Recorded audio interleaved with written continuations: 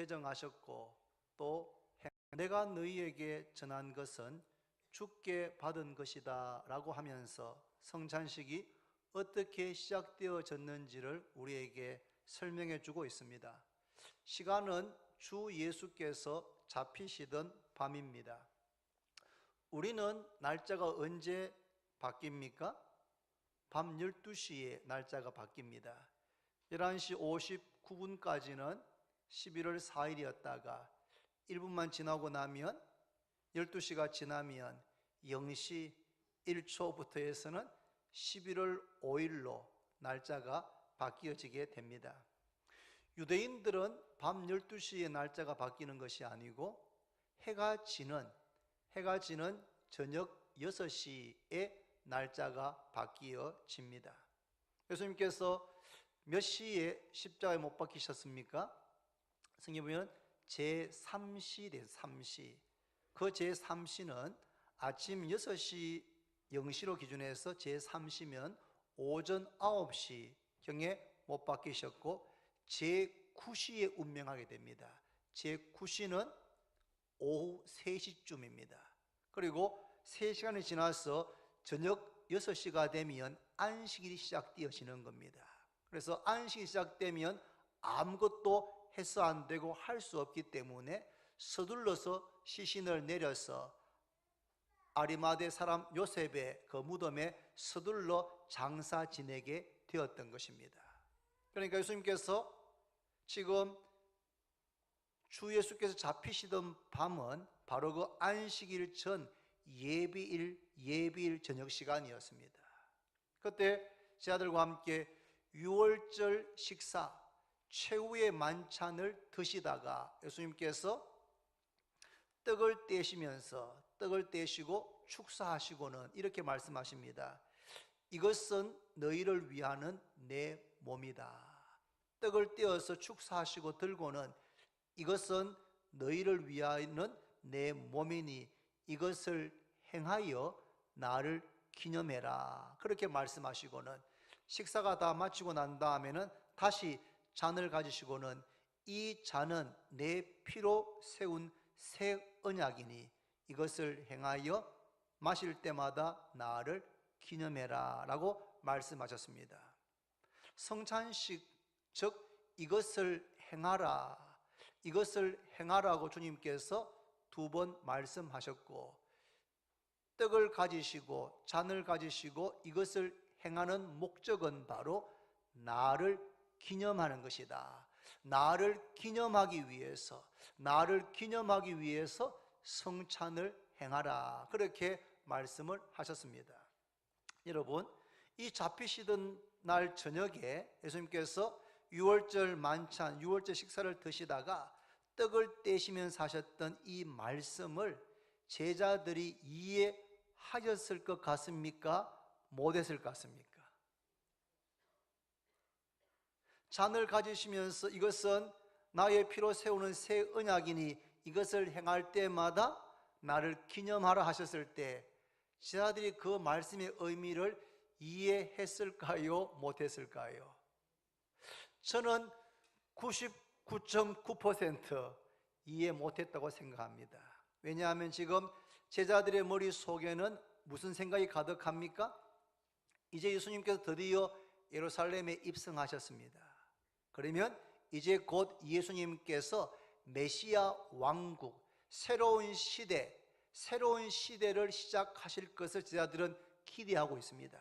마치 모세가 이스라엘 백성들 애굽에서 400년 동안 노예 생활했던 이스라엘 백성들을 애굽에서 이끌어내었던 것처럼 예수님께서 이스라엘 백성들을 로마의 압제에서부터 로마 제국의 식민 지배로부터 이스라엘 백성들을 구원하여 내시고 해방하여 내시고 다윗 왕조를 재건하고, 예수님이 다윗의 후손이기 때문에 다윗 왕조를 재건하고 새로운 시대가 시작될 것이라고 하는 그런 기대가 제자들의 마음속에 가득했습니다. 그런 야망, 그런 꿈을 가지고 자신들의 배와 거물을 다 버려두고 주님을 따랐던 것입니다. 어떻게 알 수 있습니까? 시간 있을 때마다 제자들이 무슨 이야기 합니까? 누가 주님의 우편에, 주님의 좌편에 앉게 될 것인가? 우리 똑같이 3년 동안 주님 따르면서 수고했는데 이제 메시아 왕국이 시작되어지면 누가 가장 중요한 직책을 맡게 될 것인가? 베드로가 맡겠는가? 요한인가? 야고보인가? 누가 주님의 가장 가까운 우편 좌편에 앉겠는가? 라고 하면서 서로 비교하고 다투고 경쟁하는 것을 볼 때에 주님께서 잡히시던 날 밤에 유월절 만찬 드시다가 떡을 떼서 축사하시고 나누어 주시면서 이것은 너희를 위하는 내 몸이다, 이것을 행하여 나를 기념해라, 잔을 가지시고 나누어 주시고 이것은 나의 피로 세우는 새 언약이니 이것을 행할 때마다 나를 기념하라는 말씀을 제자들은 전혀 이해하지를 못했습니다. 제자들은 바로 그 다음날 무슨 일이 일어날지를 전혀 알지 못했습니다. 그러나 예수님의 마음은 제자들의 마음과는 완전히 달랐습니다. 예수님께서는 오늘 이 밤이 지나고 나면 무슨 일이 있게 될지를 알고 계십니다. 가룟 유다는 자기를 배반하고 수제자인 베드로는 자기를 모른다고 3번씩이나 부인하고 다른 제자들은 다 예수님을 버리고 도망칠 것을 알고 계셨습니다. 예수님은 결박을 당하게 되고 불법적인 재판을 받게 되고 십자가에 못 박혀서 끔찍하고도 참혹하고도 수치스러운 죽음을 당하실 것을 주님은 알고 계셨습니다. 벌거 벗겨진 채로 십자가에 못 박혀서 죽임을 당하는 것은 하나님의 아들에게도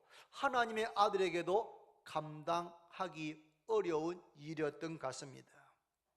그러나 예수님은 자신이 이 땅에 오신 목적을 분명하게 알고 계십니다. 인자가 온 것은 섬김을 받으려 함이 아니요 도리어 섬기려 하고 자기 목숨을 많은 사람들의 대속물로 주려 함이니라. 예수님은 자신이 이 땅에 오신 목적을 분명하게 알고 계셨습니다. 그것은 섬기기 위해서 자신의 목숨을, 자신의 생명을 많은 사람들을 위한 대속물로, 대신해서 드리는 속죄의 제물로 자신의 생명을 주기 위해서 오신 것을 알고 계셨습니다. 유월절 만찬을 드시고 난 다음에 예수님께서는 그날 밤에 겟세마네 동산에 가셔서 기도하시는데, 기도하시기 전에 제자들에게 말씀하십니다. 내 마음이 고민하여 죽게 되었으니 나와 함께 깨어 있었다오. 내 마음이 이제 오늘 밤에 일어날 그 일들 때문에 내 마음이 괴로워서 죽게 되었으니까 나와 함께 깨어 있었다오. 나와 함께 기도해다오. 그렇게 부탁하시고는 예수님께서 돌 던진 만큼 가셔서 얼굴을 땅에 대고 이렇게 기도하십니다. 아버지여, 만일 할만하시거든, 만일 할 수 있으시거든 이 잔을, 이 고난의 잔을, 이 십자가의 잔을, 이 죽음의 잔을 내게서 지나가게 해 주옵소서. 그러나 나의 원대로 마시고 아버지의 원대로 되기를 원합니다. 간절하게 1시간 이상씩 3번을, 1시간 이상 3번을 아버지여, 만일 할만하시거든 이 잔을 내게서 지나가게 해 주옵소서. 그러나 나의 원대로 마시고 아버지의 원대로 되기를 원합니다. 얼마나 간절히 기도하셨던지 땀이 땅에 떨어지는 핏방울같이 되었다라고 의사 출신인 누가는 기록하고 있습니다. 땀이 땅에 떨어지는 핏방울같이 될 정도로 주님께서 마음에 고민하면서 죽을 것 같은 마음으로 그날 밤에 실험하면서 기도하셨던 겁니다. 그러나 주님은 겟세마네 동산의 기도에서 승리하신 줄로 믿으시기를 바랍니다. 여러분, 기도에 승리하셔야지 우리의 삶에 승리할 수 있습니다. 기도에 실패했던 베드로와 제자들은 주님을 부인하고 다 도망갔지만 주님은 그 겟세마네 동산에서 찬바위에 무릎을 꿇고 얼굴을 땅에 대고 땀이 흐르되 빵같이 될 정도로 간절하게 기도를 드렸던 것입니다. 우린 잠시 후에 떡을 받게 되는데 이 떡은 예수님의 몸을 기념하는 것입니다. 우리가 받게 되는 조그마한 떡 조각, 빵 조각은 바로 예수 그리스도의 몸을 기념하는 것입니다. 예수님께서 자신의 몸을 우리에게 주시기 위해서, 여러분, 떡을 나누기 위해서, 우리는 지금 제가 떡을 이렇게 빵을 다 쓸어 왔지만 유대인들은 그냥 큰 이런 빵을 그냥 깨어가지고 부숴가지고 돌리면서 뜯어 먹지 않습니까? 떡이 나누어지기 위해서 찢어지고 깨트려지는 것처럼 예수님께서 자신의 몸이 찢어지고 깨트려졌습니다. 로마 군인들이 내리치는 채찍에 주님의 몸이 찢어졌습니다. 로마 군인들이 사용하는 채찍은 그 당시에 그 채찍 끝에 쇠조각이나 뼈조각 같은 것을 거기에 붙여 있어가지고 채찍으로 때리면 등에 있는 살찜이 뚝뚝 떨어지도록 그렇게 되어 있었다고 합니다. 예수님의 머리에는 가시관이 씌워졌습니다. 로마 군인들이 예수님에게 자칭 유대인의 왕이라고 하니까 너가 유대인의 왕이냐? 그래, 우리가 왕같이 대우해 줄게 해가지고 굵은 가시로 관을 씌우고 예수님의 머리에 씌웠습니다. 손에다가는 갈대를 쥐어서 왕이 쥐는 지휘관 홀처럼 만들어 주었습니다.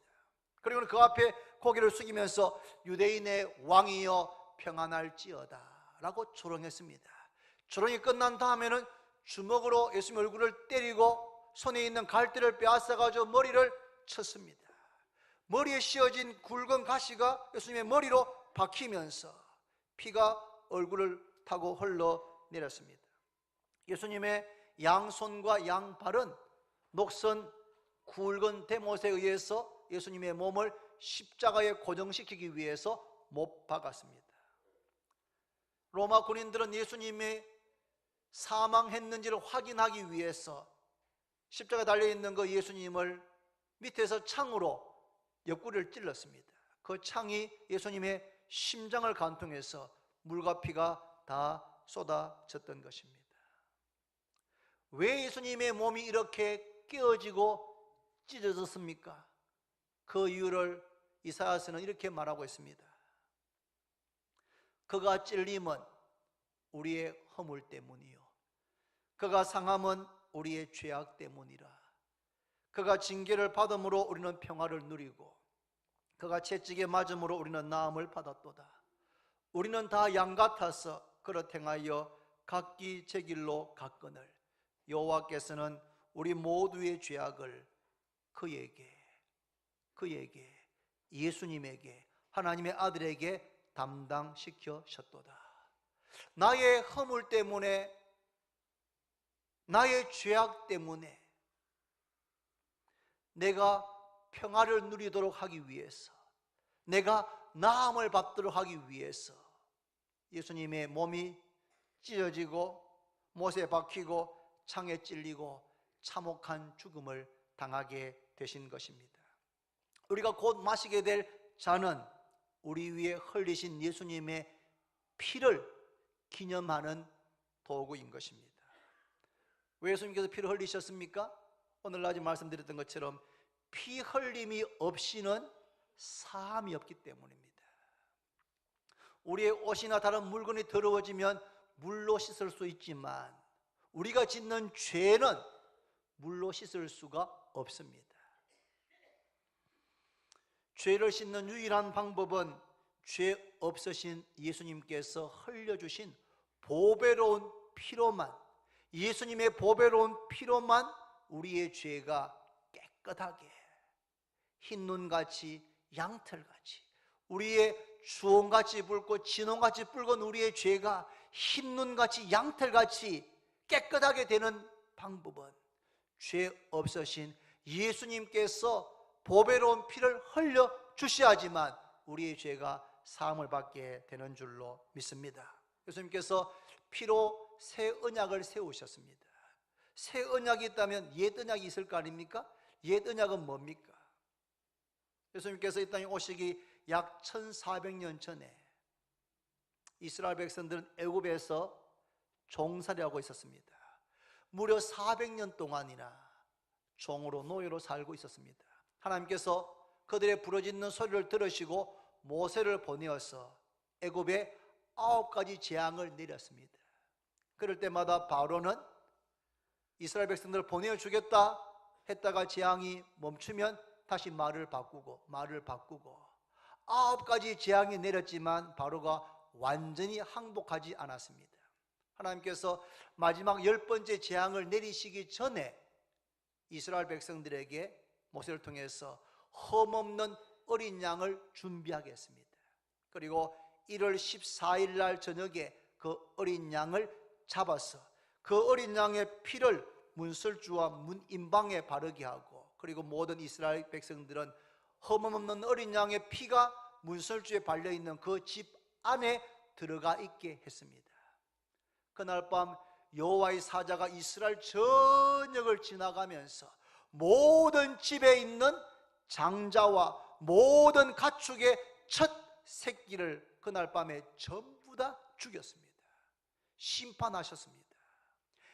바로의 아들, 바로의 장자는 말할 것도 없고 맷돌을 돌리는 무명의 여인의 아들까지 모든 장자가 그날 다 죽었습니다. 가축의 첫 새끼가 다 죽었습니다. 애굽 전역이 통곡하는 소리로 끊어지지 않았습니다. 그런데 어린 양의 피가 문설주 문인방에 발려있는 이스라엘 백성들은 여호와의 사자가 심판하지 않고 심판이 6월 넘어갔다, 패스오버, 지나가게 되었습니다. 그날 밤 바로는 항복하고 이스라엘 백성들을 애굽에서 내어 보냈습니다.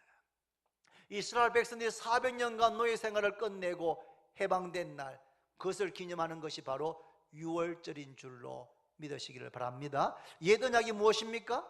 하나님 말씀하신 대로 흠없는 어린 양의 피를 문설주와 문인방에 발라놓고 그 집안에 들어가 있으면 심판이 그 집에 임하지 않겠다 하는 것이 하나님께서 주신 옛 언약이었습니다.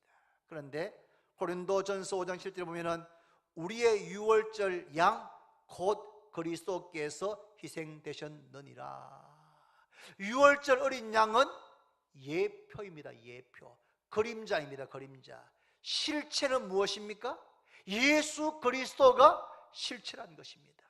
예수 그리스도가 실체입니다. 여러분, 유월절 어린 양이 죽임당하고 그 피가 문설주에 발려있을 때에 그 집에 심판이 이르지 않았던 것처럼 진정한 어린 양, 진정한 유월절 양이신 예수 그리스도께서 십자가 위에서 흘리신 보배로운 피를 믿는 자는 심판을 받지 않고 구원받는 줄로 믿으시기를 바랍니다.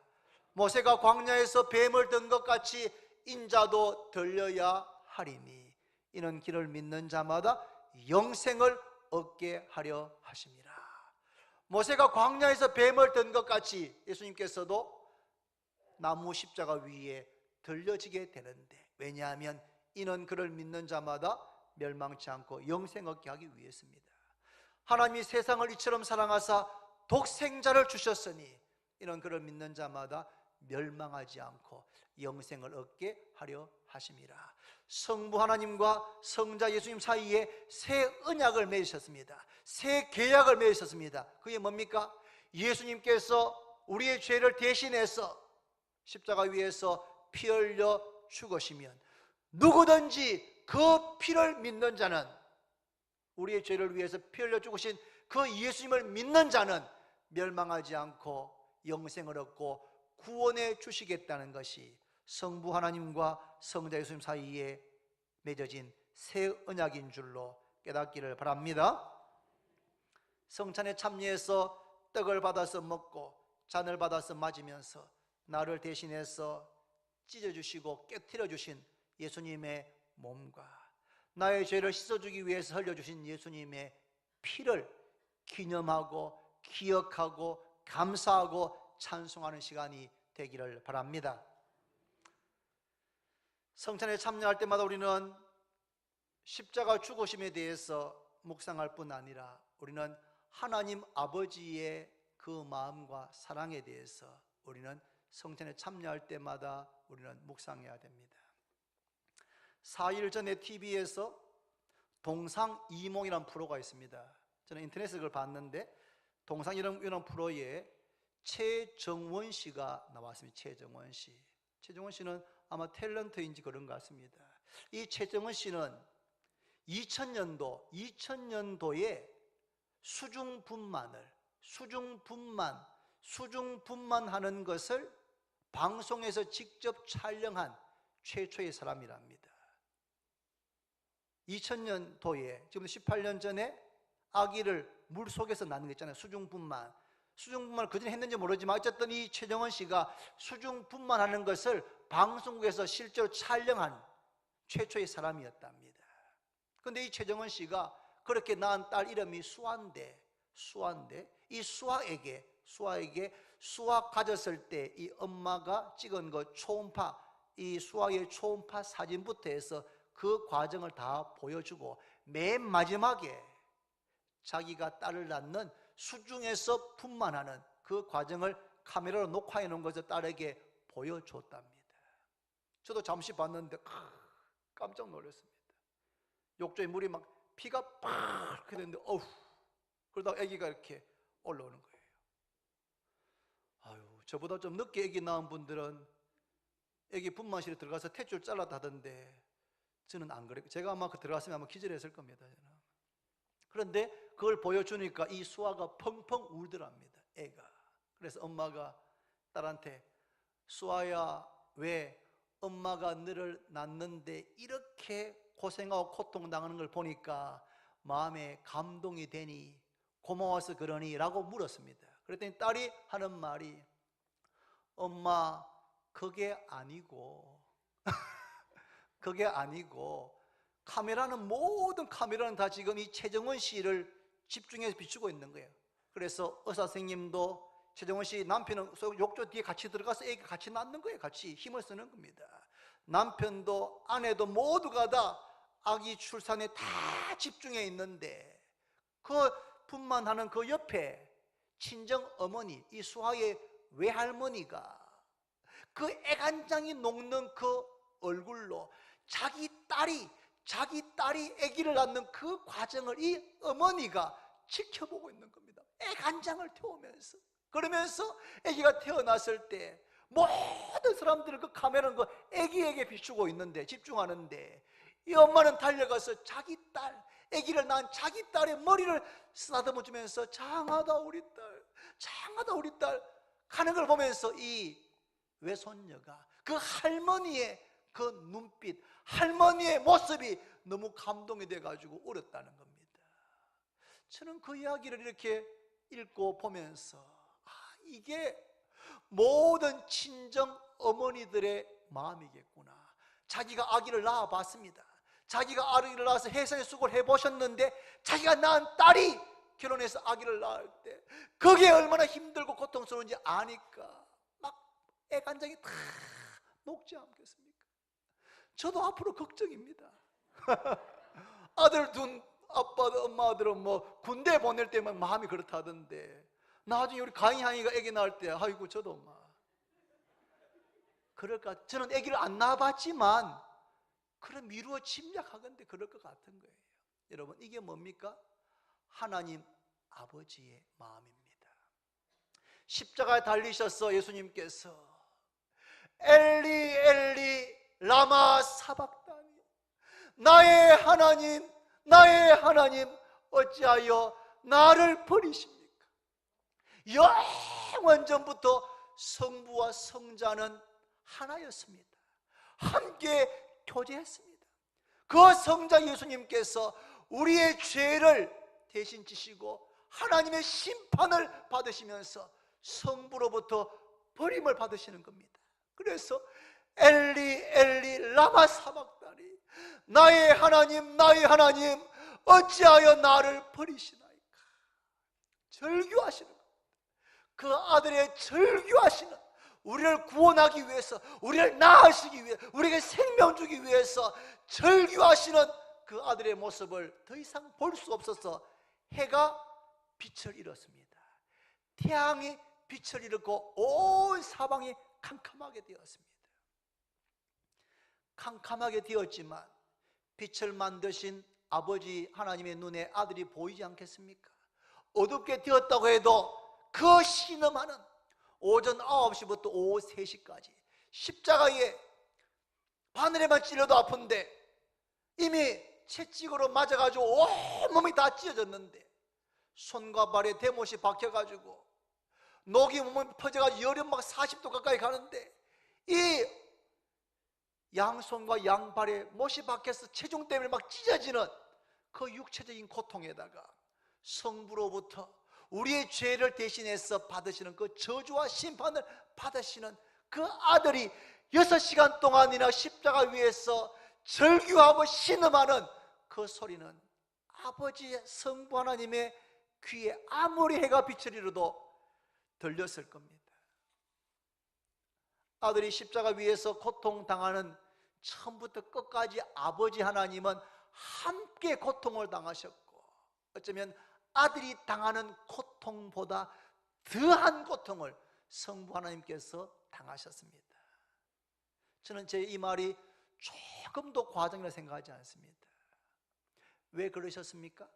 그 이유는 로마서 8장 5장 8절에 우리가 아직 죄인 되었을 때에 그리스도께서 우리를 위하여 죽으심으로, 그리스도께서 우리를 위하여 죽으심으로 하나님께서 우리에게 대한 사랑을 확정하셨느니라. 우리를 얼마나 사랑하시는지, 얼마나 사랑하시는지 하나밖에 없는 독생자를 그 십자가 죽음에 내어주셨어. 오전 9시부터 오후 3시까지 우리가 상상할 수 없는 그런 고통과 성부로부터 버림을 받는 그 영적인 고통을 당하는 그 모든 과정을 성부 하나님께서는 외면하지 않고, 최정원 씨가 아기를 낳는 그 과정을 그 남편이 욕조에서 함께 했던 것처럼 성부 하나님께서는 그렇게 함께 그 모든 고통을 당하신 줄로 믿습니다. 이것이 여러분 우리가 성찬식을 행하는 이유입니다. 우리를 구원하시기 위해서 찢겨진 예수님의 몸과 흘리신 예수님의 보배로운 피를 우리가 기념하고 기억하기 위해서 성찬식을 행합니다. 우리가 멸망당하지 않고 우리를 구원하시기 위해서 독생자를 그 참혹한 죽음에 내어주시고 그 고통당하면서 함께 당하신 그 하나님의 청량할 수 없는 그 사랑이 우리의 마음에 부어지기를, 우리의 마음에 다시 채워지기를 원해서 우리가 성찬에 참여하는 것입니다. 여러분, 사람이 무엇으로 삽니까? 사람들마다 각기 삶의 원동력이 다를 겁니다. 어떤 사람은 나는 밥으로 산다, 눈만 뜨면 배고픈, 밥을 먹어야 살맛이 나는 밥으로 사는 분도 있고, 어떤 분들은 돈 벌기 위해서 돈이 아침 일찍 일어나서 밤내가 일하게 하는 삶의 원동력인 사람도 있고, 어떤 사람은 성공을 위해서, 어떤 사람은 행복을 위해서, 여러 가지 이유로 그런 것들이 삶의 원동력이 됩니다. 그러나 예수 믿는 우리의 삶의 원동력은 무엇입니까? 그건 바로 십자가입니다. 십자가가 우리의 삶의 원동력인 줄로 믿습니다. 힘이 빠질 때, 마음이 낙심이 될 때, 하던 일이 잘 되지 않을 때, 그럴 때 여러분 십자가를 바라보십시오. 십자가를 바라보면 나를 사랑하셔서 나를 죄에서 구원하기 위해서 자신의 몸, 자신의 살이 찢겨지고 자신의 물과 피가 다 쏟아지는데도 끝까지 그 십자가를 감당하신 예수 그리스도가 보일 겁니다. 우리를 멸망당하지 않고 구원하시기 위해서 하나밖에 없는 아들이 그 참혹한 고통당하는 것을 끝까지 함께 당하고 계시는 성부 하나님이 십자가를 바라볼 때 보이게 될 겁니다. 예수님의 사랑, 하나님의 그 은혜가 우리의 마음속에 다시 부어지게 되면, 다시 채워지게 되면, 우리를 아무리 절망시키는 어려운 일도 우리를 절망시키지 못합니다. 왜요?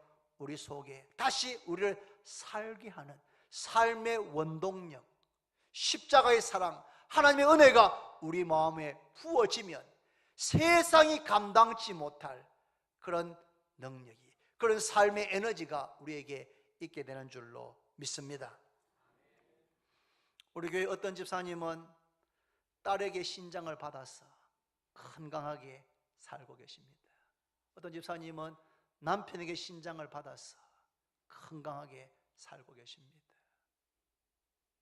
만약에 신장을 받을 수 없었다면 어땠을까 생각하면 정말 아찔합니다. 그런데 신장을 딸에게, 신장을 남편에게 받아서 하나님께서 건강을 주셔서 살아가고 있습니다. 신장은 2개이지 않습니까? 2개. 그래서 하나를 주고도 하나 가지고 살아갈 수가 있습니다. 예수님은 우리에게 하나밖에 없는 심장을, 신장이 아니고 심장을 우리에게 주었습니다. 우리에게 생명을 주었습니다. 생명 전부를 주었습니다. 우리에게 영생을 얻게 하기 위해서 자신은 죽임을 당하셨습니다. 우리의 가장 큰 문제가 무엇입니까? 그것은 잊어버리는 것입니다. 절대로 잊지 말아야 할 것을 잊어버리는 것, 이것이 우리의 문제입니다. 나이가 40이 되고 50이 되고 60이 되면 깜빡깜빡 하는 겁니다. 자꾸 잊어버리는 겁니다. 잊어버리지 않으려고 메모를 열심히 합니다. 근데 문제는 메모한 그 종이가 어디 있는지 모르겠는 겁니다. 메모는 했는데, 메모는 잘했는데 이 메모한 종이를 잘 보는 데 갖다 놨는데 이게 어디 있는지 모르겠는 거예요. 그럼 메모한 내용도 잘 기억이 나지 않습니다.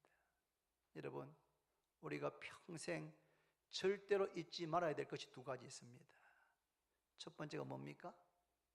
우리를 낳아주시고 길러주신 부모님의 그 은혜, 부모님의 그 사랑은 죽을 때까지 잊지 말아야 될 줄로 믿습니다.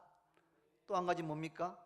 나에게 영원한 생명을 주시기 위해서, 영원한 생명을 주시기 위해서 자신의 몸이 찢겨지고 자신의 물과 피를 다 쏟아주시고 예수님, 그리고 그 아들이, 하나밖에 없는 아들이 십자가 그 참혹한 고통을 당하는 6시간만이 아니고 아들을 이 땅에 보낸 그 33년의 생애 전체가 어쩌면 하나님 아버지에게는 고통스러운 그 시간일 겁니다.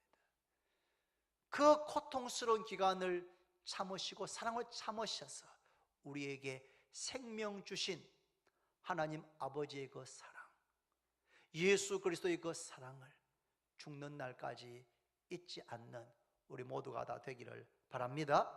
여러분, 우리가 십자가를 묵상해서 이 하나님의 그 은혜와 십자가의 사랑이 우리 마음속에 충만하게 되면 우리는 무엇을 해야 하는지, 무엇을 하면 안 되는지가 분명해집니다.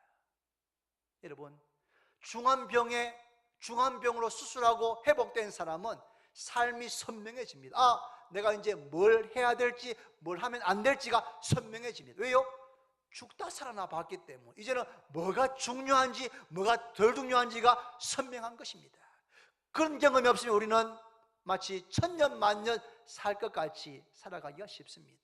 그런데 우리가 십자가를 성찬식 때 바라보면, 하나님의 사랑이 우리 마음속에 부어지면 우리는 무엇을 해야 될지, 무엇을 하면 안 될지, 어떻게 해야 될지, 어떻게 하면 안 될지가 선명해집니다. 그러면서 성찬에 참여한 것은 대단히 유익합니다. 초대교회는 모일 때마다 떡을 떼며 주님의 죽으심을 기념했습니다. 지금도 성공회는 모일 때마다, 예배 때마다 성찬식을 합니다. 제가 다녔던 브라글 타버나클 처치도 매 주일마다 떡과 잔이 있는 것을 해서 쭉 받아서 마시고 기도합니다. 매주일. 처음에는 저건 너무 자주 해가지고 가치가 떨어지는 거 아닌가라는 생각이 들었지만 그분들 매주 그렇게 하면서 십자가를 바라보고 아들을 주신 하나님 아버지의 사랑을 다시 채워지는 듯한 느낌을 잊을 수가 없습니다. 말씀했습니다. 여러분, 성찬에 참여한 성도는 주의 죽으심을 그가 오실 때까지 전하는 것이니라고 말씀했습니다.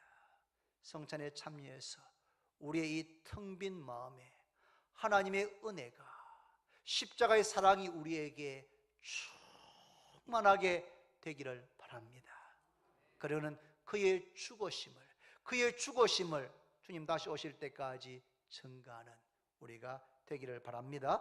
전할 수 있는 시간이 많지 않습니다. 어두운 밤 속히 옵니다. 힘써서 이 십자가의 복음을 전하시는 여러분과 제가 되기를 바랍니다. 기도드립니다. 하나님 아버지 감사합니다. 오늘 저희들 주님께서 말씀하신 대로 성찬식을 행합니다. 이것이 단지 형식이 되지 않게 하시고 떡을 받아 먹고 잔을 받아 마실 때에 주님께서 말씀하신 것처럼 주님의 몸, 주님의 피, 그리고 하나님 아버지의 그 사랑과 그 마음이 묵상되고 우리 마음에 부어지는 역사가 일어나게 해 주옵소서. 예수님의 이름으로 기도드립니다. 아멘. 우리 찬송